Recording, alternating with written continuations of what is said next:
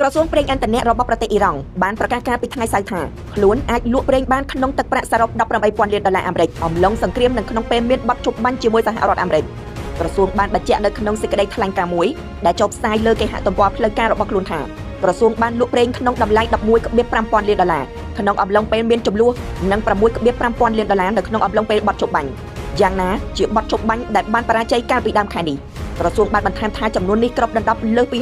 60% នៃចំណូលពីការលក់ប្រេងដែលបានព្យាករទុកក្នុងថវិកាប្រចាំឆ្នាំ